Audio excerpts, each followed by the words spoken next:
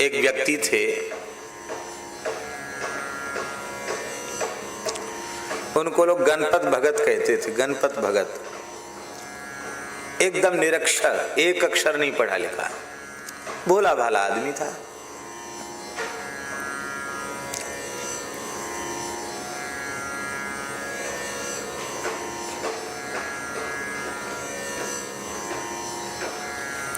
कौन नहीं जानता है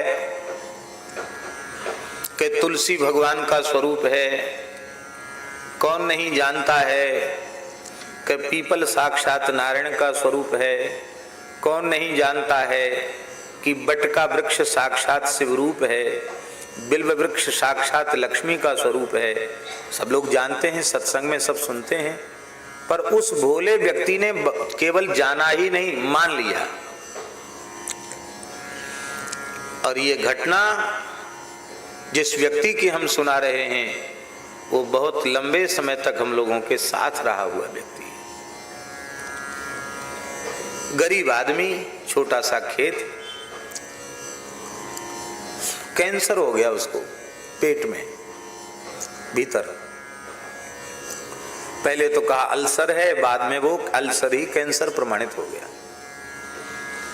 गरीब आदमी था, इलाज नहीं करा सकता था।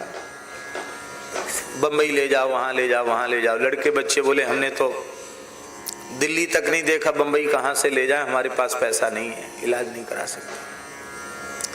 अपना मकान, अपना खेत बेच दें तो भी इलाज नहीं करा सकते, धनी नहीं। वो व्यक्ति बोला, हमारे महाराज जी का शिष्य था, वो व्यक्ति बोला अपने बच्चों से कि हमको हॉस्पिटल नहीं ले जाना, क्या हमको खेत पे ले चलो। क्यों?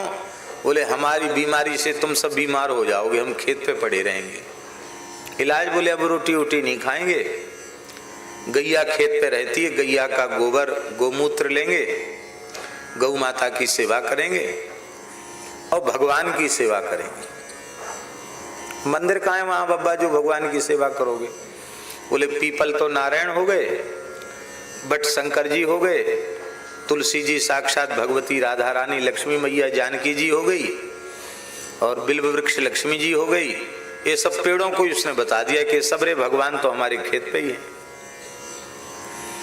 और इन वृक्षों को नित्य जल चढ़ावे, मिट्टी का घरुआ बना लिया, कुआं से पानी लेकर के उसमें जल छोड़े और उसी मिट्टी को पेट पर लपेट ले थोड़ी सी, और उसी जल को चरणामृत के भाव से ले ले और गैया की सेवा करे, राम राम करे। थोड़े दिन में चौथी स्टेज का कैंसर, जो डॉक्टरों ने कह दिया था कि अब लाइलाज है, वो थोड़े दिनों में खाना पीना तो बंद कर दिया था उसने, ऐसी रोटी वोटी कुछ थोड़ा बहुत खा लेता था, दूध ले लिया, गोमूत्र ले लिया, अब वो स्वस्थ होने लग गया। लोगों ने कहा भैया इसके शरीर एकदम कमजोर हो गया था, ये तगड़ा कैसे हो रहा है, चमक रहा है, इसका तो कलर बदल गया, कहीं कोई नई बीमारी तो नहीं लग गई, इसको दिखाओ। फिर उसको चेकअप कराने ले गए बच्चे, तो उनके आश्चर्य का ठिकाना नहीं रहा। बोले इसके शरीर में रोग नाम की कोई चीज ही नहीं है, पूर्ण स्वस्थ 18-20 साल का युवक जैसे हो वैसे इसके सारे शरीर के अंग प्रत्यंग काम कर रहे हैं, बिल्कुल ठीक है ये। अब सोचो, बिना 2 पैसा की दबा के, और ये पीपल नारायण भगवान हैं, तो ये हनुमान जी हैं, तो ये शंकर जी हैं, वृक्षों में ही देवी देवताओं का अनुभव करके, राम राम करके, और ये है सरल विश्वास। और उसने निश्चय कर लिया था अपने मन ही मन कि भगवान से कहता था कि हम ठीक हो जाएंगे तो हम बचा हुआ जीवन आपके लिए ही अर्पित कर देंगे। वो ठीक हो गया। जैसे पता चला कि हम ठीक है, हमें कोई बीमारी नहीं, वो एक भी दिन घर में नहीं रहा, सीधे वृंदावन महाराज जी के पास पहुंचा, सारी बात उसने सुनाई। महाराज जी किसी को साधु नहीं बनाते थे जल्दी, लेकिन उसके ऊपर इतनी कृपा महाराज जी ने की, उसको साधु बनाया। बोले तुम कौन सा काम करोगे? बोले हम तो गौ सेवा में हमारा मन लगता, हम गौ सेवा ही करेंगे। मंत्र बताए? बोले हम पढ़े लिखे नहीं महाराज, हम तो राम राम जपेंगे, हमको मंत्र मंत्र याद नहीं रहेगा। महाराज बोले ठीक है, राम राम ही किया करो। फिर कुछ दिन बाद बोला महाराज हमारा मन ओरछा में ज्यादा लगता, वहां गौ सेवा करें भजन करें तो कैसा है? महाराज जी बहुत अच्छी बात, वहीं भजन करो। ओरछा चला गया। यामिनी और वेत्रवती नदी के संगम के मध्य एक ऐसा टापू जैसा था, दोनों तरफ से नदी के जले हनुमान जी का मंदिर, न वहां बिजली न पंखा न कोई सुख सुविधा, एक कोठरी जैसी थी, उसमें जंगला दरवाजा भी नहीं था, ऐसे ही खुला हुआ। उसमें वो रहने लग गया। खूब तुलसी का बगीचा लगा लिया, वहां घड़ा से भर भर के जल सींचता, सुगंधित फूल लगा लिए और राम राजा सरकार को नित्य तुलसी पुष्प भेजता, द्वादश तिलक लगा के भजन करता और मंदिर से ही कुछ उसको पुजारी जी आटा वगैरह दे देते तो उसी को अपना टिक्कड़ बनाया और खा लिया। ये उसकी रहनी थी गणपत भगत की। और सुनकर आपको आश्चर्य होगा, शायद निर्जला एकादशी थी या कौन सी एकादशी थी, एकादशी की पवित्र, शायद वैशाख की एकादशी थी, वैशाख शुक्ल एकादशी, वैशाख शुक्ल एकादशी थी। रोज आता था भगवान को एक कमंडल भर के फूल तुलसी सब पहुंचाने आता था। उस दिन नहीं आया तो पुजारी जी ने कहा कि अरे भाई गणपत भगत नहीं आए, उनको रोज प्रसाद भी देते थे, कल भी आए थे, आज क्यों नहीं आए? तो नित्य समय से आते थे और भगवान का दर्शन करते थे, तुलसी पुष्प देते थे, आज क्यों नहीं आए? तो मंदिर जब बंद हो गया तो पुजारी जी ने सोचा कि चलें हम ही देखें। हमें पैदल रास्ता था, वहां जाने का कोई रास्ता भी नहीं था। वहां गया तो क्या देखा, गणपत भगत तुलसी के बगीचे के बीच में एक शिला से टिक कर बैठे हैं, शरीर पर द्वादश तिलक है, हाथ में तुलसी की माला से जप कर रहे हैं और बैठे। अरे इनका तो समाधि लग गई, ध्यान लग गया, भजन में ध्यान लग गया। गणपत भगत क्या हुआ? देखा तो गणपत भगत तो भगवान के धाम को चले गए थे। ऐसी गति आपने सुनी कि तुलसी के बगीचे में बैठा हो, पवित्र नदी के संगम के बीच के टापू पर बैठा हो और द्वादश तिलक लगे हो, हाथ में तुलसी की माला हो, जप कर रहा हो और जप करते करते भगवत धाम चला जाए। महाराज एकदम गरीब और भोला आदमी था, उसका भंडारा तमाम लोगों ने किया गणपत भगत का। और महाराज जी ने कहा पंडित जी ज्यादा चतुर चालाकों के कल्याण में संदेह है, ऐसे भोले लोगों के कल्याण में संदेह नहीं रहता। सतगुरु कबीर साहब इसके प्रमाण हैं। मसी कागज छुओ नहीं और कलम गही नहीं हाथ। और न जाने कितने पढ़े लिखे लोग कबीरदास जी की वाणी पर पीएचडी कर चुके हैं, डीलिट कर चुके हैं, फिर भी उनकी वाणी के कितने अंश ऐसे हैं जिनका अर्थ कोई महान तत्वज्ञानी ही लगा सकता है। पढ़ा लिखा व्यक्ति अपने बौद्धिक पुस्तकीय ज्ञान के बल से कबीरदास जी की वाणी का अर्थ नहीं लगा सकता। भोलेपन से ठाकुर जी रीझ जाते हैं।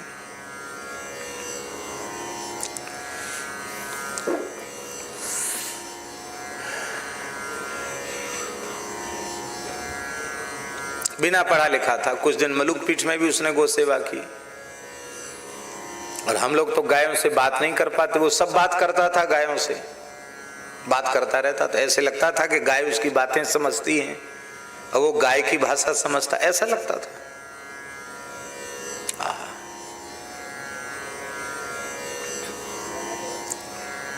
कहत कबीर सुनो भाई साधो, मैं तो हूं विश्वास में, मोह को कहां ढूंढो रे बंदे, मैं तो हूं तेरे पास में। एक गांव में ये बातें, नई बातें इसलिए हम आपको सुना रहे हैं कि आप ऐसा ना समझें कि 500-700 साल पहले की घटना है, आज ऐसा नहीं हो सकता। आज की भी ये घटना है। एक गांव में, बुंदेलखंड के एक गांव में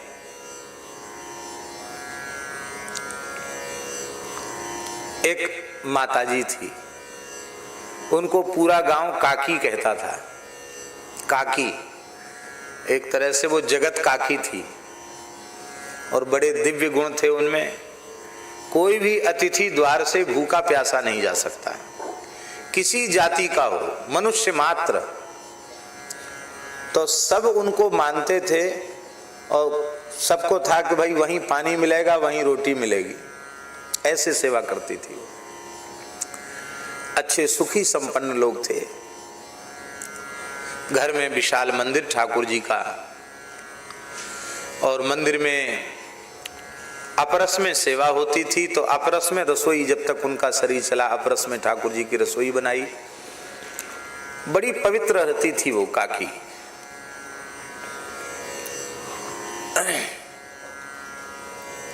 सत्य घटना सुना रहे हैं आपको, जो मेरे सामने घटी हुई घटना। तो वो रात्रि को गर्मी में अपने घर की छत पर सोई थी। एक मंजिली छत था, पर वो भ्रम हो गया और वो सीधे जीना से उतरना भूल करके वो सीधे उतर गई। तो नीचे फर्श पर गिरी, कम से कम 12-13 फीट ऊपर से। तो लगभग 82-83 वर्ष की आयु, और उस आयु में इकहरा शरीर, और ऊपर से गिर गई, नीचे पक्का फर्श। तो स्वाभाविक ये कूल्हा टूट गया। उनको झांसी मेडिकल हॉस्पिटल ले गए। डॉक्टरों ने कहा, उनके परिवार के लोग भी वहाँ थे उस हॉस्पिटल में, अच्छे पद पर थे, चिकित्सा में कोई कमी नहीं की गई। पर डॉक्टरों ने कहा कि अब ये इतनी बुजुर्ग हैं और इनका शरीर इकहरा है, इनका ऑपरेशन अब ज़्यादा संभव नहीं है, ऐसे इनकी सेवा करो। अब वो ठाकुर जी को गाली देने लगी। चतुर्भुज भगवान का मंदिर है, अपनी गांव की भाषा में गाली दे ठाकुर जी को, खूब गाली दे। उनके पुत्र थे, वो कहें कि माँ तुमको क्या हो गया, जीवन भर तो भजन किया, सेवा की, और मरने का समय आया तो भजन छोड़ के ठाकुर जी को गाली देती हो। तो कहती मैं गाली नहीं दूंगी और क्या आशीर्वाद दूंगी, हमने बचपन से तो इनकी सेवा की, और इन्होंने बुढ़ापे में हमारी टांग क्यों तोड़ दी, हमारा कूल्हा क्यों तोड़ दिया। और भगवान ने थोड़ी तोड़ा। बोले भगवान नहीं तो तोड़ा, हमारी बुद्धि में भ्रम पैदा क्यों किया। हमारी बुद्धि में भ्रम हुआ, हमने समझा जीना है और जीना था नहीं, गिर गई। भगवान नहीं तो गिराया। हम तो खूब गाली देंगे, अब भजन नहीं करेंगे। एक दिन वो कैसे कैसे खिसक खिसक के अंधेरे में ही सवेरे 4 बजे उठ के, बीच में एक गली थी, गली को पार करके कैसे पता नहीं घिसट घिसट कर मंदिर में चली गई। वो घर में ही, घर का मंदिर था, तो पता था चाबी कहाँ रखी जाती है। चाबी से उन्होंने मंदिर का गर्भगृह खोल लिया, मंदिर के भीतर चली गई, और बिना, और नहाई तो थी ही नहीं, बिना नहाई भीतर चली गई, और भीतर से मंदिर बंद कर लिया, गर्भगृह। उनके पुत्र स्नान करके बाहर आए तो उन्होंने देखा कि मंदिर तो खुला, ताला। घबरा गए कि चोरी तो नहीं हो गई मंदिर में, ताला कैसे खुला हुआ है। देखा तो मंदिर भीतर से बंद है। खटखटाया, हल्ला मत मच, चाबी खोल रही हूं। और वो जिसको सब लोग काकी कहते थे, वो सीधी खड़ी हुई चलते हुए आई। उनको आश्चर्य हो गया कि इसका कूल्हा कैसे ठीक हो गया, ये तो कई महीने से खिसट के चल रही थी, ये कैसे हो गया। कहा माँ ये कैसे हो गया। वो हो कैसे गया, आज हमारी खूब जोर की लड़ाई चतुर्भुज भगवान से हुई। आज मैंने कहा तुमने हमारी टांग तोड़ी है ना, आज हम तुम्हारी टांग तोड़ते हैं, या तो हमारा पैर ठीक करो नहीं तो हम तुम्हारी टांग तोड़ते हैं। तो बोले हमने जैसे ही, ध्यान से सुने, जैसे ही हमने चंदन घिसने वाला पत्थर उनकी टांग तोड़ने के लिए उठाया, सोई चतुर्भुज भगवान ने मेरा हाथ पकड़ लिया। बोले काकी हमारी टांग मत तोड़ो, तुम्हारी टांग अभी ठीक कर देते हैं। तो बोले ऐसे ऐसे करके मालिश किया भगवान ने और हम ठीक हो गए। महाराज मेला लग गया था उस माई के दर्शन के लिए। हमारे पूज्य गुरुदेव भी पधारे, हम भी गए और उस माता के मुख से सारी घटना को सुना। कई वर्षों तक वह जीवित रही। हमने महाराज जी से पूछा कि ये कैसे हो गया, कोई बहुत ऊंची साधना तो उसकी नहीं। महाराज जी बोले साधना कुछ भी हो, वो भोली भाली मैया, उसके मन में यह विश्वास है कि ये पाषाण की प्रतिमा नहीं है, ये साक्षात भगवान है। तो ये भगवान चतुर्भुज नाथ हैं और सब लोग कहते हैं कि करने कराने वाले भगवान हैं, पर कहते हैं विश्वास नहीं करते। तो उसका विश्वास है। वो कहती टांग तोड़ने वाले भी भगवान ही है, क्यों तोड़ी हमारी टांग, हम तुम्हारी तोड़ देंगे।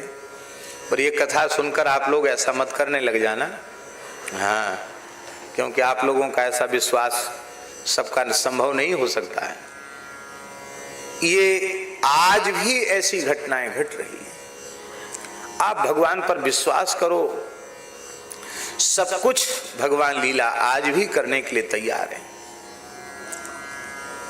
बाबा ऋषिकेश की सत्य घटना, एक सन्यासी महात्मा, ये स्वर्गाश्रम की तरफ रहने वाले, ये संतों की कुटियाएं बनी हुई ना इधर, स्वर्गाश्रम गीता भवन इधर इसी तरफ। एक संत कुटी में एक विरक्त महात्मा रहते थे, सन्यासी महात्मा थे। उनका व्रत था, वे द्रव्य का स्पर्श नहीं करते थे, पैसा नहीं छूते थे और किसी से कभी कोई याचना नहीं करते थे। आकाश वृत्ति से जो कुछ उनको अपने आसन पर मिल जाए उसी से वो निर्वाह कर, बहुत अच्छे महात्मा थे। किसी को कहते भी नहीं थे कि हमको अमुक वस्तु की जरूरत है। भोज भंडारे में जाना, भेंट दक्षिणा लेना, ये तो कोसों दूर की बात थी, एकदम पकड़ थे। तो किसी भगत ने उनकी आंख बनवा दी, मोतियाबिंद था, आंख बनवा दी। आंख बन तो ठीक गई, लेकिन चश्मा जरूरी था, चश्मा के बिना काम नहीं चल सकता था, चश्मा लगाते थे। तो गंगा पार करके पल्ली पार गए, शिवानंद घाट है ना उधर गए। तो वहां आज भी ऋषिकेश में नौका वाले इतने अच्छे भले हैं कि साधु महात्माओं से पैसा नहीं लेते। वो चले गए उस पार, उधर से आ रहे थे तो कोई सत्संग हो रहा था, उसमें कथा सुनने गए थे वो महात्मा जी। तो रास्ते में जैसे नौका में बैठे थे, बीच में मन में आया कि गंगा जी की बीच धार से आचमन लें। तो जैसे आचमन लेने के लिए हाथ झुकाया, सो चश्मा उनका गंगा जी में चला गया, गिर गया चश्मा बीच धार में। कहा भी उन्होंने मेरा चश्मा गिर गया, अब कहाँ चश्मा मिले, तो गया इस पार आकर बैठ गए। अब सूर्य अस्त होने वाले थे और उनकी कुटिया लगभग 1-1.5 किलोमीटर पैदल चलें तब कुटिया पहुंचे।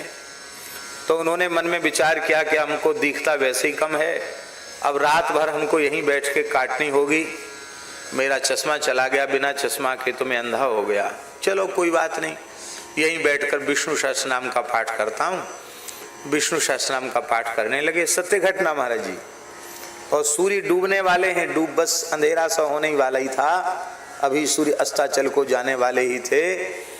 तब तक उनका विष्णु सहस्रनाम पूरा हुआ नहीं कि एक मछली अपने मुंह में चश्मा की डंडी दबाकर धार चीरती हुई आई और कूदी बाबा जी की गोद में।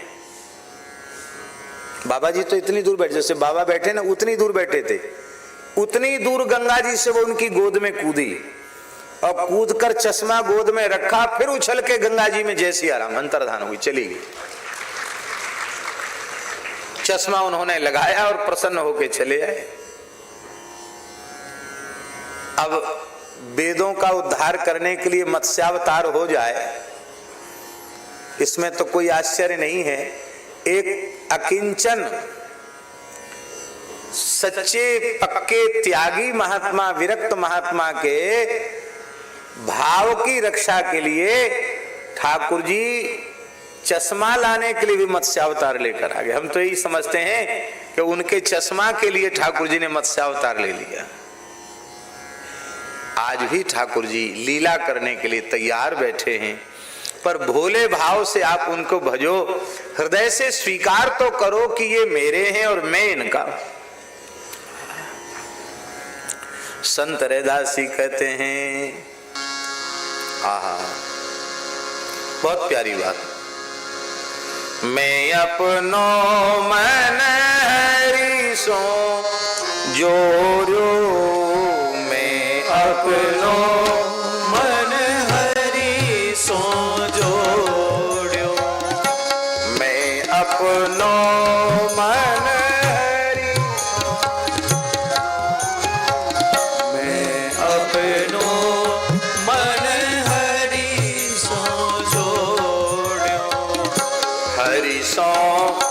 जोरी सबने सो तोर्यो, हरि सो जोड़ी सबने सो तोड़्यो।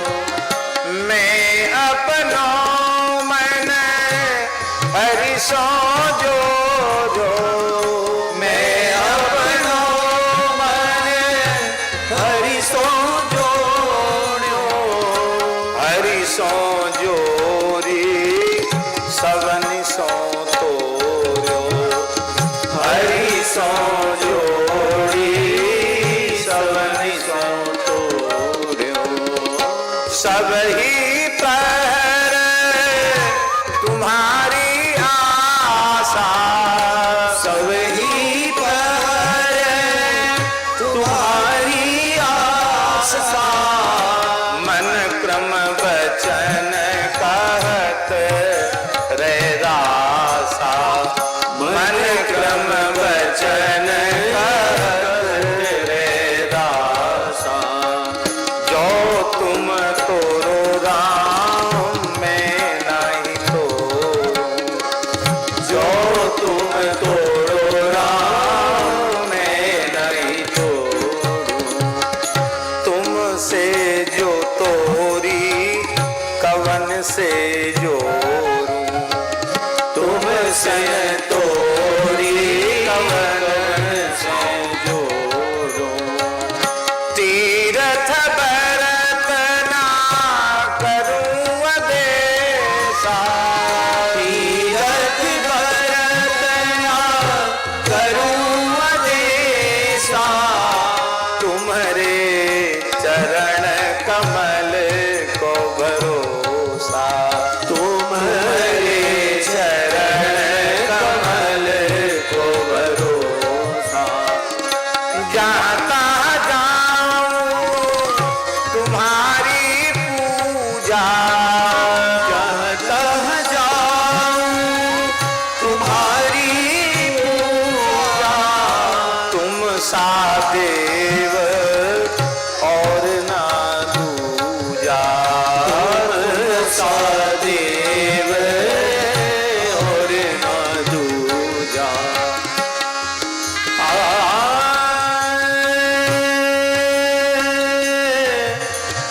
जहाँ तह जाता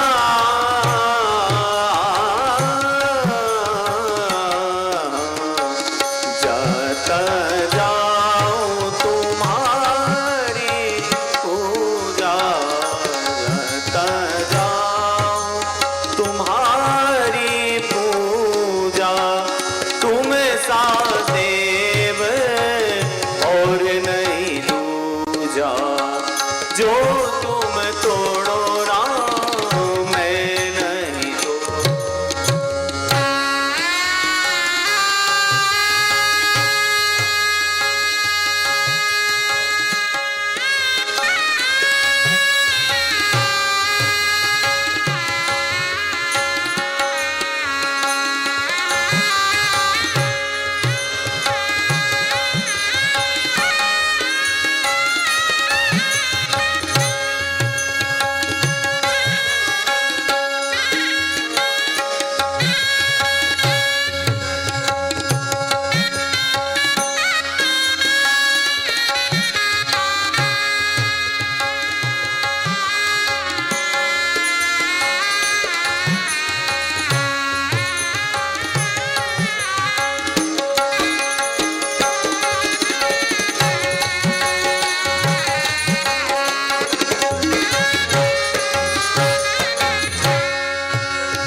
ये बात हृदय से कहनी है, केवल वाणी से नहीं।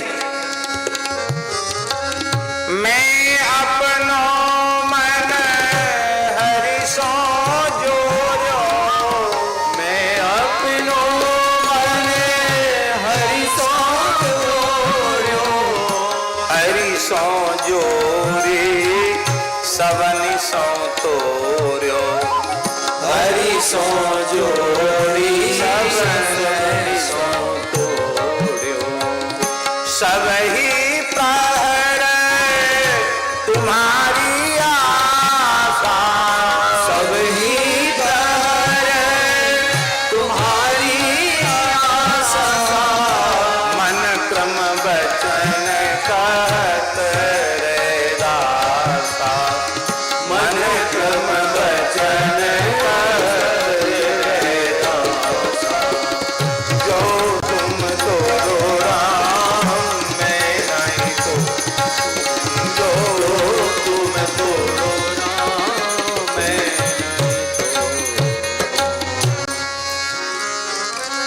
एक भोला भगत था नामदेव जी के जैसे ही। उस भगत का नाम था ढैया भगत। क्या नाम था? ढैया भगत। आप लोगों ने ढैया भगत नाम कैसे पड़ गया? ये पक्का तौल कर 2.5 सेर खाता था। गरीब घर में जन्म था। परिवार वाले परेशान हो गए, बोले भैया तू घर भर मिलके 2.5 सेर नहीं खा पाती, तो अकेला 2.5 सेर खा जाता, कहां से तेरे लिए जुटा में, भाग घर से निकाल दिया। सब जगह कहा हमें काम पे रख लो। क्या करोगे, क्या लोगे? कुछ नहीं, भोजन लेंगे। कितना भोजन करते हो? बोले एक बैठक में 2.5 सेर तो पक्का तौल के खा जाते। भैया हाथ जोड़े तुम्हारे। और समर्थ स्वामी रामदास जी के यहाँ चला गया। समर्थ स्वामी रामदास जी का तो नाम सुना होगा। महाराष्ट्र के महान संत, हनुमद अवतार, श्री छत्रपति शिवाजी के गुरुदेव समर्थ स्वामी रामदास जी महाराज। बोला महाराज मैं बड़ा दुखी आदमी हूं, क्या काम करना जानते हो? बोले गौ सेवा करना जानता हूं, गैया चराता हूं। समर्थ स्वामी जी बोले बहुत अच्छा। बोले 2.5 सेर नहीं, तुम तो 5 सेर खाया करो, यहाँ कोई कमी नहीं है, खूब खाओ, गौ सेवा करो। रहने लगे, गौ सेवा करा। अब आई एकादशी, तो समर्थ स्वामी जी ने कहा कि कल तो एकादशी है। बोले महाराज ये क्या होती है एकादशी? कहते एकादशी को खाना पीना बंद, उपवास करते हैं। आजकल तो एकादशी ऐसी होती है कि एकादशी को कम से कम लोग 10-11 बार फलाहार कर लेते हैं। बोले एकादशी है ना, 11 बार तक फलाहार करोगे तो भंग नहीं होगी एकादशी, इससे ज्यादा करोगे तो शायद कुछ अंतर पड़ जाए। पर सच्ची बात है, उपवास का अर्थ होता है कुछ न खाना, यही उपवास का मतलब होता है। नमक तो सर्वथा व्रत में वर्जित है। अब वो कहीं नहीं सेंधा नमक खा लो, कोई कहता नहीं पाकिस्तान का नमक क्यों खाएं, हिंदुस्तानी है, हिंदुस्तान का नमक खाएंगे। अरे भाई, बोले आज कूटू की रोटी बना लो, सिंघाड़े का हलवा बना लो, आज सामा की खीर बना लो। अरे भाई खीर पूड़ी हलवा ही खाना है तो काहे को एकादशी का नाटक करते हो? एक दिन के लिए भी नहीं मन अपना संयम कर सकते हो?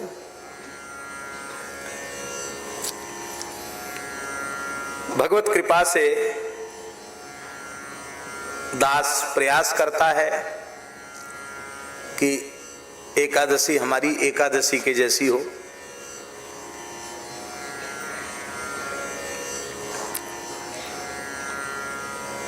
लोगों ने कहा महाराज कथा कहते हो, खाली जल पर एकादशी करोगे तो थोड़ी तकलीफ हो जाएगी।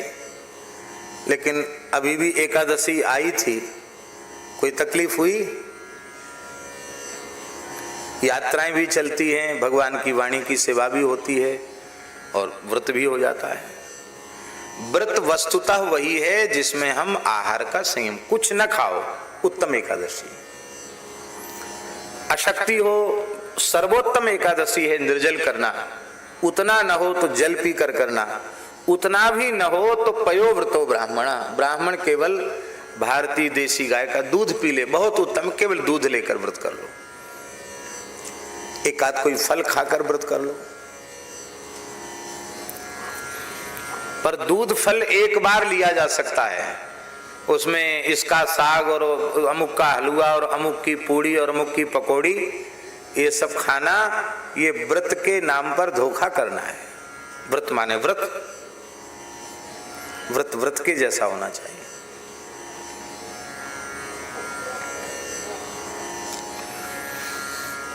ये कुछ ले लेने की बात उनके लिए है, किसी को शुगर है, बहुत बीमार हैं, चलो बिना खाए नहीं रह सकते, उनके लिए ठीक है, कुछ आहार हल्का ले लो। लेकिन जो ठीक ठाक है उनको तो व्रत के जैसा ही व्रत करना चाहिए। तो उस जमाने में व्रत ऐसा ही होता था जो व्रत की मर्यादा थी। समर्थ स्वामी जी बोले कल के दिन, तो बोले ठाकुर जी को तो भोग लगेगा। पुरानी पद्धति हम आपको बता रहे हैं। पुरानी पद्धति ये थी कि एकादशी को भगवान को जो भोग लगता था उसी को द्वादशी के दिन सबको पारण में दे दिया जाता था। भगवान तो भूखे नहीं रहेंगे, भगवान को भोग लगा के रख दिया जाता था और द्वादशी को प्रातःकाल चरणामृत के साथ सबको दे दिया तो उसी से पारण हो गया। ये परंपरा थी पुरानी। और ठाकुर जी को तो भोग लगेगा, बाकी किसी को मिलेगा नहीं, रखा जाएगा, दूसरे दिन सबको बाल भोग में मिलेगा। ढैया भगत रोने लग गया, बोले महाराज हमें ये पता होता तो हम तो तुम्हारे यहाँ के बाबा जी ही न बनते कि ये एकादशी आ जाती है। महाराज धर राखो अपनी एकादशी अपने पास, हमसे तो नहीं होगी एकादशी। क्यों?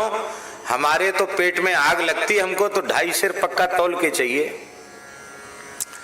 समर्थ स्वामी जी बोले भाई यहाँ तो नहीं मिलेगा, तुम गैया चराने जाते ही हो, एकादशी तुमको 2.5 सेर तौल करके चून नम आटा और थोड़ा दाल दे दिया करेंगे। अपने जंगल में जाते ही हो, वहीं अपना दाल बाटी बना लिया और पा लिया प्रेम से। क्यों? यहाँ तो कुछ बनेगा नहीं, तुम व्रत कर नहीं सकते हो, तुम्हारी परिस्थिति ऐसी है। तो समर्थ स्वामी जी ने उसको 2.5 सेर चून दे दिया, पर एक बात कह दी कि देखो भगत, बिना ठाकुर जी को भोग लगाए पाना नहीं। आंख मूंद कर बैठना, ठाकुर जी से कहना हे प्रभु हे रघुनाथ जी आप पाओ तब आपका प्रसाद ही हम पावेंगे। गाय जंगल में चराते हुए एकादशी को रामा भगत गए, दाल बाटी बनाई, ठाकुर जी को भोग लगाया। बार बार आंख मूंदे खोले, गिनती की बाटी जितनी थी उतनी की उतनी, दाल बराबर बराबर। बड़ा दुखी हो गया, बोले अब गुरुजी की बात न माने, कितने दयालु हैं गुरुजी, जो हमको एकादशी व्रत के बंधन से मुक्त कर दिया, और अब ये दूसरी बात भी न माने तो बड़ा पाप लगेगा। तो बहुत रो रो कर कहने लग गया, बोले महाराज आप तो भगवान हो, पता नहीं आपको भूख लगती कि नहीं लगती, पर हम तो मरे जा रहे हैं बिना भोजन के, हमारे ऊपर दया करके कम से कम खा लो। जैसे उसने रो के भोलेपन से पुकारा तो साक्षात श्री रघुनाथ जी प्रकट हो गए और वो पाने लग गए। और उन्होंने कहा भगत हम भी इसी प्रतीक्षा में थे, एकादशी को हमको भी ठीक से भोग तो लगता नहीं, अच्छा हुआ तुम्हारी भी एकादशी नहीं हमारी भी नहीं, बहुत बढ़िया, बहुत सुंदर तुमने दाल बाटी बनाई, तुम्हारे हाथ के बनाए हुए भोग में बहुत स्वाद है। ठाकुर जी पाने लगे, जब अधिक पाने लग गए तो भगत ने हाथ पकड़ लिया, बोले महाराज ऐसा मत करो, हमारे नाम से तौल के 2.5 सेर मिला है, थोड़ा बहुत 2-4 गिलास पा लो तो ठीक है, बाकी तो हमको प्रसादी मिलना चाहिए। बोले चलो कोई बात नहीं। अब आधा तो ठाकुर जी पा गए थे, आधा छोड़ दिया उसके लिए। आया, बड़ा प्रसन्न हुआ। दूसरी एकादशी आई तो बोला महाराज गुरुजी 2.5 सेर कम पड़ता है। क्यों? तुमने तो पहले कहा था कि 2.5 सेर हम खाते हैं, तो तुम्हारा नाम ही ढैया भगत है, तो तुम्हारा तौल करके दिया, फिर कैसे कम पड़ गया? तो उसने कहा महाराज 2.5 सेर तो हमारे नाम का और 2.5 सेर राम जी के नाम का, उनकी भी खुराक कम नहीं है। हाँ उनकी खुराक भी बढ़िया है। वो तो मैंने हाथ पकड़ लिया तो वो माने नहीं, तो वो तो पूरा 2.5 सेर पूरा खा जाते, हमारे लिए छोड़ते ही नहीं। बोले समर्थ स्वामी जी बोले ठीक है तुमको 5 सेर मिलेगा, 5 सेर दे दिया। अब की बार श्री किशोरी जी हुई आ गई, बोलो भक्तवत्सल भगवान की। जानकी जी भी आ गई, जानकी जी आ गई तो भगत बोला महाराज ये कौन है? अरे बोले ये तुम्हारी माता जी हैं जानकी जी। अच्छा यही है जानकी माता जी, वाह वाह बहुत अच्छा। तो ये कैसे आई? ये कैसे आई? तुमने भोग लगाया, हमने इनको कहा था, इन्होंने पूछा कि कहाँ आज खा के आए हो? बोले हम तो ढैया भगत के यहाँ पा के आए। तो हमको नहीं ले चलोगे? ये भी आई। अब दोनों ने पाया तो और इसको फिर कम रह गया। अब तीसरी एकादशी को ढैया भगत बोले समर्थ स्वामी जी से कि महाराज अब 5 सेर में काम नहीं चलता है, 2.5 सेर और चाहिए, 7.5 सेर चाहिए। क्यों? तुम गैया चरा तो खाली वहां टिक्कड़ बनाते हो, किसको खिलाते हो? अरे किसको खिलाते हैं? 2.5 सेर हमारा, 2.5 सेर राम जी का, 2.5 सेर माता जी का।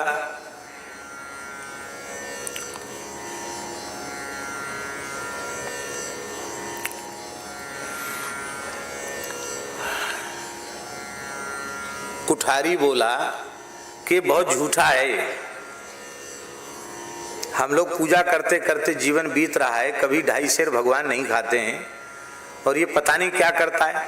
किसी ने कहा कि इसी क्षेत्र का है, अपने घर में आटा दाल दे आता होगा, गरीब आदमी है ना, घर में दे आता होगा।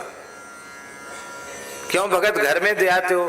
राम राम महाराज, आपने तो मना कर दिया कि साधु हो गए तो साधु का अन्न धन गृहस्थ के घर में जाए तो उसका सत्यानाश हो जाता। महाराज वैसे ही हम गरीब आदमी हैं तो साधु का अन्न धन घर में कैसे दे सकते हैं? नहीं दिया। बोले कोई बात नहीं, इसको 7.5 सेर दे दो। अब अगली बार लखनलाल जी भी आ गए, फिर कम पड़ गया। फिर उसने कहा 2.5 सेर और सबकी खुराक। महाराज हम अकेले 2.5 सेर वाले नहीं, जितने भगवानों की लाइन है सब 2.5 सेर पक्का खाते हैं। भरत जी शत्रुघ्न जी आ गए, लक्ष्मण जी आ गए। अब तो महाराज गुरुजी बोले तू सीधे 1 मन ले जा आटा, खूब खिला बना ले जा। अब तो महाराज जंगल में चला गया और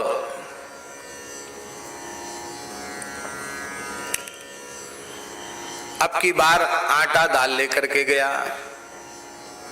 बोले भगत क्या बात है, आज रसोई तैयार नहीं है? बोले अब बहुत दिन हो गई सेवा। हाँ, अब रोज भंडारा बढ़ता चला जा रहा है, जमात बढ़ती चली जा रही, कहाँ तक हम बनावे महाराज? स्थान में भी सेवा करनी पड़ती, तब क्या करोगे? बोला भगत था क्या करते करोगे? बोले हम आज से दूसरी सेवा करेंगे। क्या? बोले सरकार बैठेंगे, हम उनके चरण दबाएंगे। हनुमान जी बोले ये सेवा तो हमारी। बोले बहुत दिन दबा लिए चरण, आज जंगल से जाओ लकड़ी कंडा बीन के लाओ।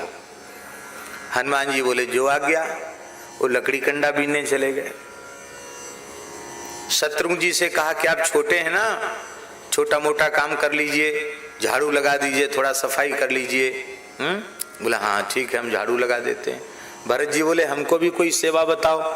बोले तुम दाल वाला मनिया कर लो, चूल्हा चिता दो। माता जी से कहा कि आपके हाथ की रसोई में स्वाद बहुत आता है, आप थोड़ा सा सेवा कर दीजिए। सबको सेवा में लगा दिया। राम जी केवल खाली हैं, राम जी के चरण दबा रहा प्रेम से।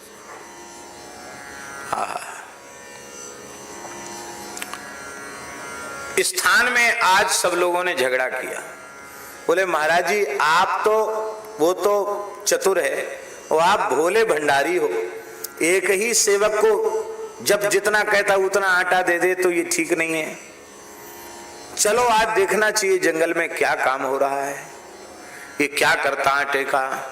तो वहां जाकर देखा तो श्री राम जी, किशोरी जी, भरत जी, लखनलाल जी, शत्रुघ्न जी, हनुमान जी सब बैठ के प्रसाद पा रहे थे और रामा ढैया भगत, रामा भगत अपने हाथ से परोस कर सबको जिमा रहा था।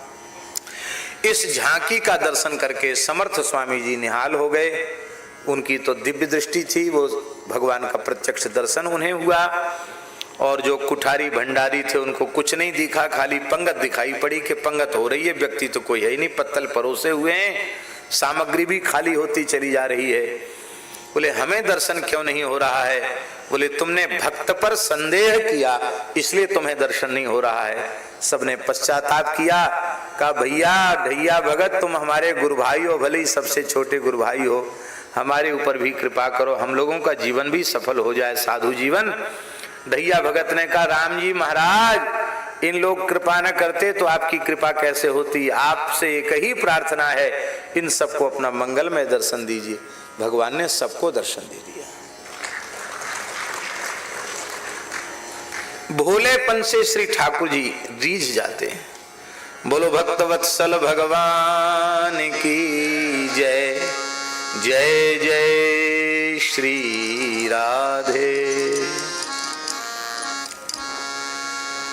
नामदेव जी को अपने जीवन में कितनी बार भगवत साक्षात्कार हुआ?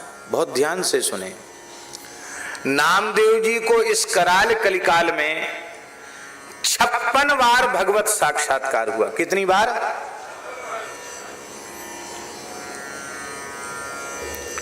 50 और 6 56 56 बार भगवत साक्षात्कार हुआ।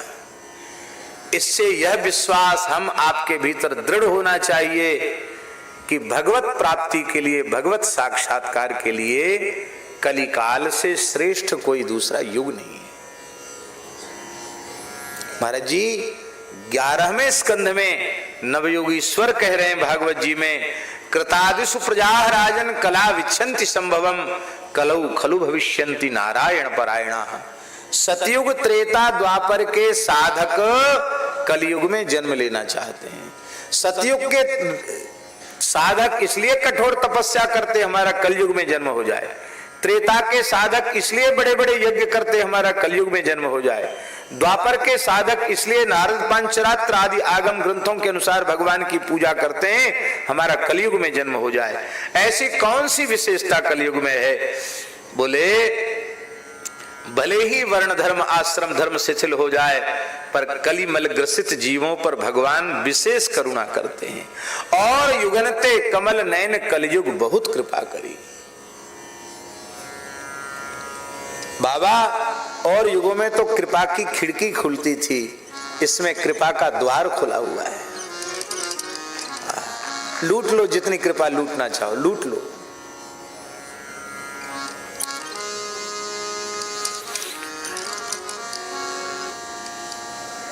एक बड़ी अच्छी बात मौन बोले 6 पुस्तक में श्री संपूर्णानंद बापू की एक बहुत अच्छी बात पढ़ने में आई।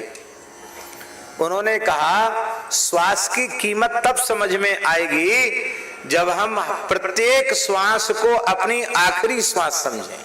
बहुत अच्छी बात। हर श्वास अंतिम श्वास जैसी कीमती है। अब फिर दूसरी श्वास आएगी कि नहीं आएगी इसका कोई ठिकाना नहीं। ये भीतर से दृढ़ विश्वास होगा तो ही हमारी जीवन की प्रत्येक श्वास सार्थक होगी। लग जाओ, भगवान की प्राप्ति के लिए लग जाओ। मलिन हृदय में भगवत दर्शन की व्याकुलता उत्पन्न नहीं होती है। और चित्त की मलिनता को दूर करने के लिए सबसे पहले आहार शुद्धि, पवित्र आहार का व्रत लें। और पवित्र आहार का तात्पर्य है जो वस्तु भगवान को भोग नहीं लग सकती है उस वस्तु को हम आहार के रूप में न लें। भगवान को निवेदित पवित्र गव्य पदार्थों से बना हुआ निवेदित पदार्थ ही हम प्रसाद भाव से लेवें। इससे चित्त शुद्धि होती है, क्योंकि आहार शुद्धौ सत्व शुद्धि। आहार की शुद्धि का चित्त पर बड़ा प्रभाव होता है। इसलिए प्लेन में, ट्रेन में खाना, होटलों में खाना, ये अपने चित्त को मलिन बनाना है, अशुद्ध बनाना है।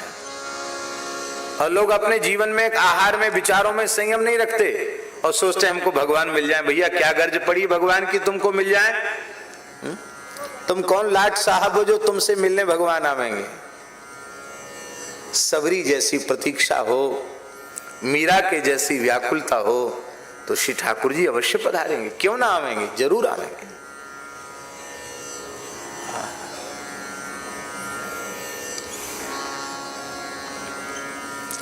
ये बैठे हैं सामने बाबा श्री अनंत दास जी महाराज। धरती पर कम रहते, आसमान में ज्यादा रहते हैं।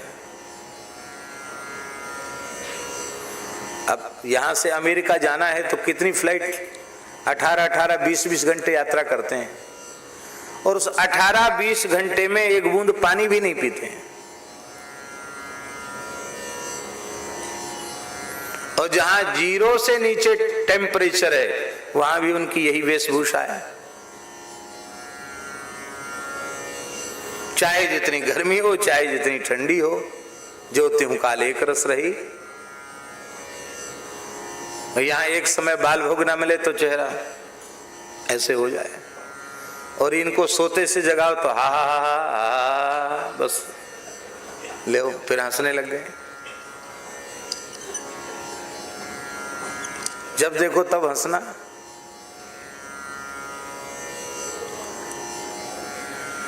ये विरक्त महात्मा इसलिए हंस रहे, कहीं गृहस्थी होते तो रोते हंसने की जगह।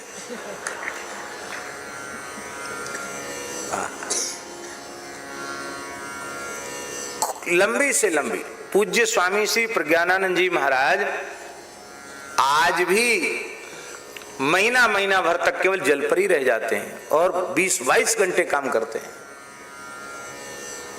आप अपनी बुद्धि से सोच भी नहीं सकते हैं।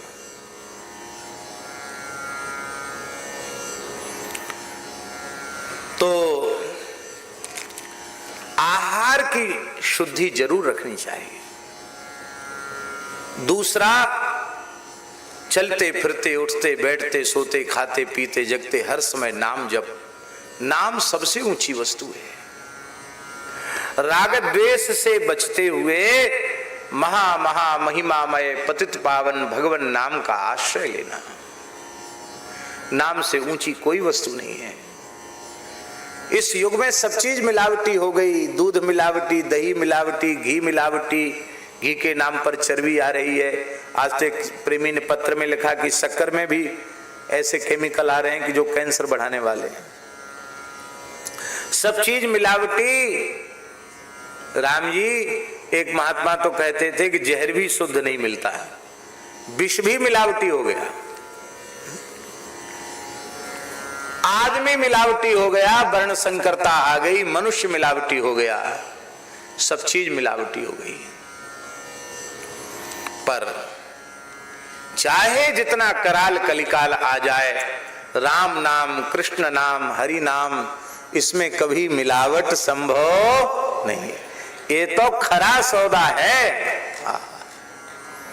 परम पूज्य श्री प्रेम भिक्षु जी महाराज, उन्होंने इसी बड़ौदा में परम पूज्य श्री डोंगरी जी महाराज की प्रार्थना पर 9 दिन का अखंड श्री राम जय जय राम का कीर्तन किया था। और इसी बड़ौदा में बड़ी विशाल नगर संकीर्तन शोभा यात्रा निकली थी, ऐसा हमने प्रामाणिक लोगों से सुना है। और पूज्य श्री डोंगरी जी महाराज उस पूरी यात्रा में बिना पदत्राण के पैदल चले थे और श्री प्रेम भिक्षु जी महाराज की चरण पादुका को अपने मस्तक पर रख करके पूरी यात्रा में वो चले थे, डोंगरी जी महाराज। इसी बड़ौदा की घटना है। आहा, धन्य है।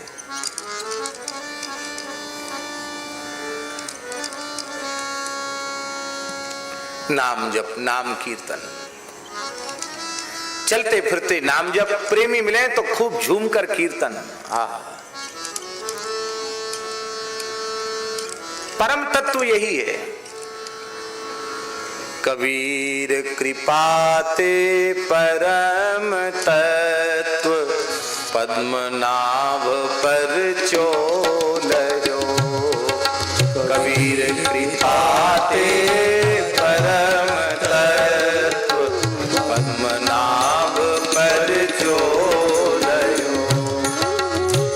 श्री महापंडित पद्मनाभ जी को कबीरदास जी ने क्या उपदेश दिया?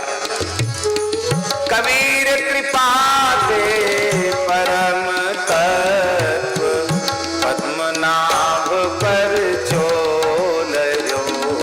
कबीर कृपाते परम तत्व पद्मनाभ पर चोलयो।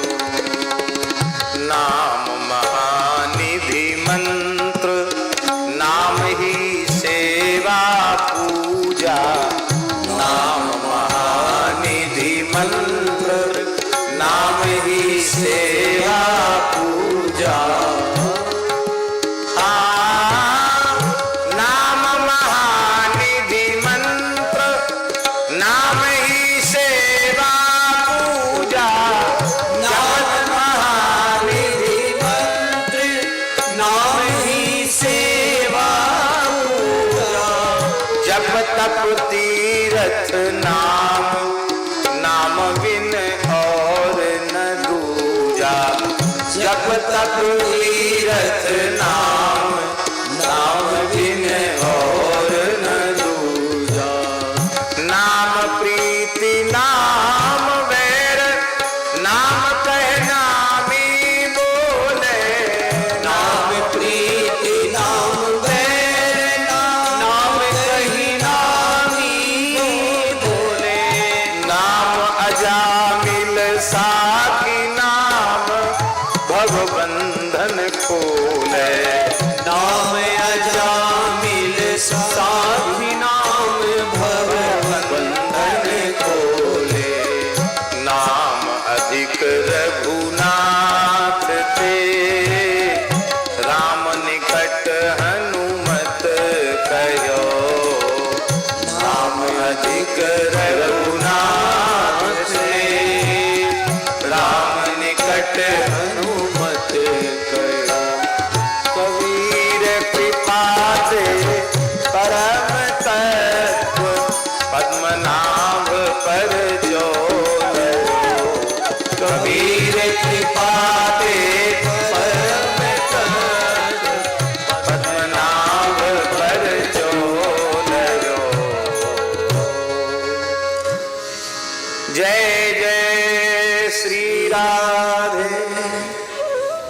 पहली आहार शुद्धि,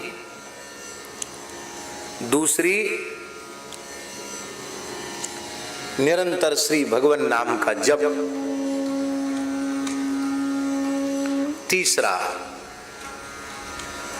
भगवत भागवत चरित्रों का श्रवण, संतों का चरित्र कम कर, संतों का चरित्र और भगवान के मंगलमय चरित्र को सुनना। भगवत भागवत चरित्र श्रवण से चित्त शुद्धि बहुत जल्दी होती है,